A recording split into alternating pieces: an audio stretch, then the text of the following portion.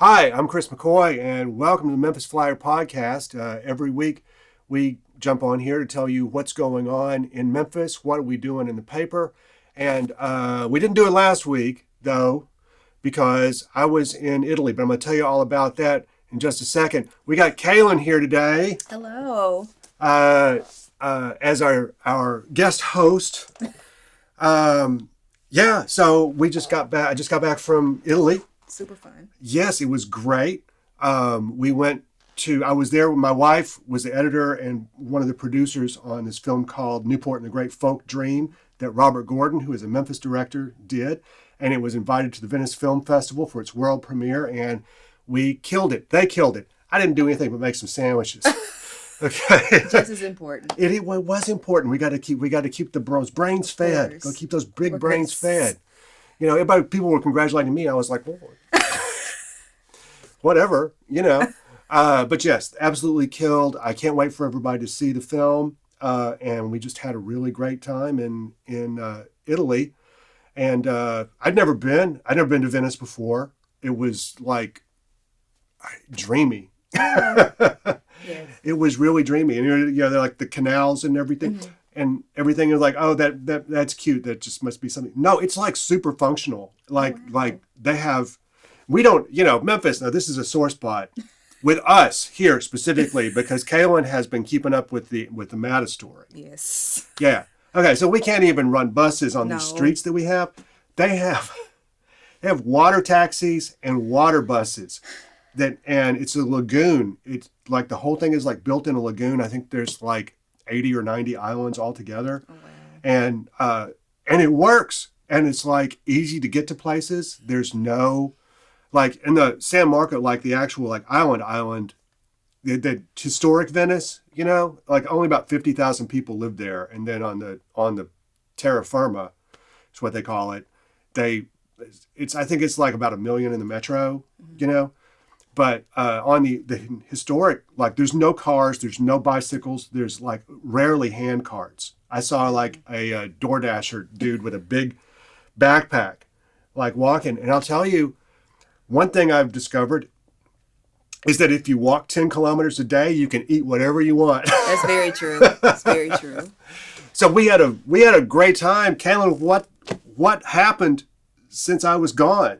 There's been a lot of talk about the jail. So, of course, there are people who are pro-jail, anti-jail. But a new report came out saying that basically a new facility won't fix existing problems like the way that inmates are treating, booking times, and things like that.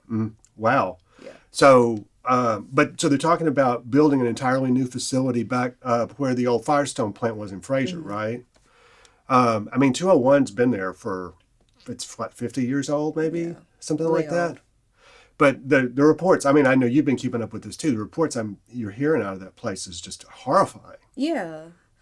Yeah, like I said, with the booking times, for one, you have people who are just like sitting there for maybe like 80 hours. That's before they even get like in a cell booked and everything. And then, of course, the inmate deaths. And it talked about some of the systemic issues with how the jail staff acts or whatever. And, of course, the new facility is just going to bring all of those problems into a new place. Yeah, it's not even going to help anything because the real reform has to happen at the sheriff's side, right? Because the sheriff's in charge of 201. Well, we got an election coming up next year on that, don't we? Yeah. So you're going to be hearing a lot more about this issue from us. So Alex Green has our cover this week. It's B.B. King's 100th birthday, and B.B. died about 10 years ago. Made it to 89 years old, and he just like. Memphis wouldn't be Memphis without BB. He really spread the word about our music everywhere. Toured 300 nights a year until he was 80. He worked. This man worked. And so there's going to be a big celebration downtown at BB King's. They're also going to be in Indianola and North Mississippi. The whole story is really good, and I highly recommend that you read it. You can pick it up. Physical copy. We love the physical copies, don't we? Of course we do. It's our favorite thing here. Yes. We can pick up those physical copies at one of 300 boxes around town, or you can go to memphisflyer.com and check it out. I read it this morning. And it's great, as always. I don't remember all the details. That's why we write them down. So you should go check it out. I didn't write anything for 8 days. I was like, when's the last time I went 8 days without writing anything? I don't, it feels weird. It does feel weird. Yeah. It feels weird. But you took up the film column this week.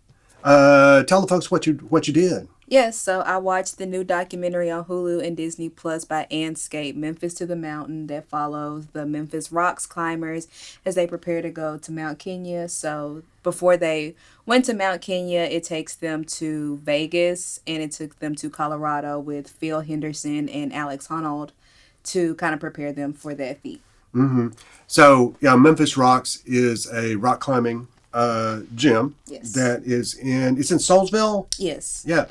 And Tom Shadyac was one of the people that started it. And Tom Shadyac is a Hollywood director, yes. Speaking of Hollywood. He did Bruce Almighty, Dumb and Dumber, worked with Jim Carrey on all those big movies in the late 90s and early aughts. And I think it's his brother who was in charge or a bigwig at LSAC St. Jude for a long time. Mm-hmm. And so he moved down here. And lives here. He got really into rock climbing and was one of the driving forces behind Memphis Rox originally. And he's a great guy. He's hilarious. He's really funny. Did you get to talk to him or at all? I didn't get to talk to him this year, but I did talk to him a few years back when they were celebrating their 5th year anniversary. So, like you said, great guy. Really like the mission of bringing those type of resources to a underlooked community like South Memphis.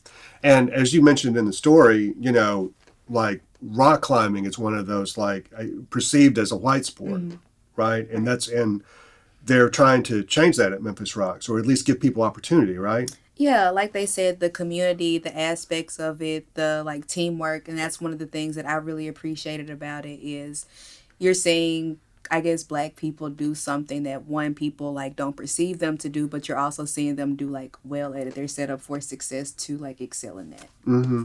Yeah, I went to Memphis Rox one time, soon after it opened, and I feel like I've got pretty good upper body strength, but let's just say not a rock climber. Oh yeah, no. I'd definitely be a filmer. I could not. Yeah, I did not do well on the big wall. They were like, "Oh, keep going." I was like, "I've gone." I'm like, "I'm going." Okay, I'm doing the best I can here. But there was another documentary that was an indie Memphis film a couple of years ago that I think this is an expanded version of it, where they went ice climbing. Oh, wow. And but it was the same. It was the same thing. It was because the people who Memphis Rox is for are the really underprivileged and disadvantaged people who live around in that area, and it's been really good for the neighborhood. And I haven't seen the show yet, but I'm going to. Because it's so Memphis, Yeah, it's very Memphis. And I think it's so important that, we always hear of, crime things happening, and then you hear, but, look at all these good things that are happening. But the reality is so many of these children are living, in both realities where bad things are happening, but they're also, living their life as children, young adults, and people, and still rising up above that. So that context is really important. Yeah, and one of the people in the show was involved in the shooting. Yeah. Yeah. Yeah. He it was in June, I think. Yeah. Mm-hmm. Yeah, and he was was killed outside when they got in a fight, and the show was dedicated to his memory. Yes. Too. And so that's going to be on Hulu. That's streaming on Hulu now. Hulu and Disney Plus. And Disney Plus. Yeah. Did you know that they're shutting Hulu down? Did you hear about this? I did not. That's where I watch King of the Hill. Yeah. Hey. Well, so. Hulu was started out as a joint venture between Disney and Comcast, and there was another partner, I don't remember who it was, and they bought out. Disney's been buying everybody out, so they bought out everything, and they're gonna move everything over and just have the Disney Plus mothership. It's a lot. I know, but I'm also like, well, is this going to be one less subscription, or are they just going to jack up the price of Disney Plus? I don't know. I can't complain though, because as a film critic, all my streaming subscriptions are tax deductible. So and yours can be too. Okay. See, valuable info that we give out here on this podcast. Probably shouldn't be talking about that, but no, it's okay. It's all right. It's for the people. It's for the people. It's for the people. See, yeah. So the new King of the Hill though. You're a King of the Hill fan? I am. I grew up watching it with my parents, so like a lot of stuff went over my head. So I'm going back and rewatching it now. I'm like, this is actually like funnier than I thought it was. Yeah, it is there was a Texas Monthly did a thing recently that was like King of the Hill is the best Texas show ever. Yes. Yeah. Have you watched any of the new episodes? The new season? I have not. I've seen so many clips. I know that Bobby like works at what's the thing called? He's a chef now, and I know Hank's back.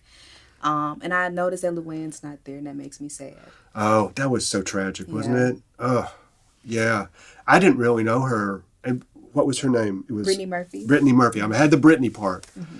Yes, I hadn't really connected that she was that she was doing that voice. Mm-hmm. But then, like when I was like, oh man, she had like an amazing career. Clueless. It's like my favorite movie. Oh yes, great movie. Yes, great film. Well. Kailynn, thank you for coming this week. Yes, thank you for having me. I'm still jet lagged. I was going to ask about that. It wasn't as bad. It wasn't as bad as I thought it was going to be, but it really caught up with me yesterday. We got in like Monday night at like with 20 hours in transit on Monday, and we got in Monday night at like midnight ish, and Delta.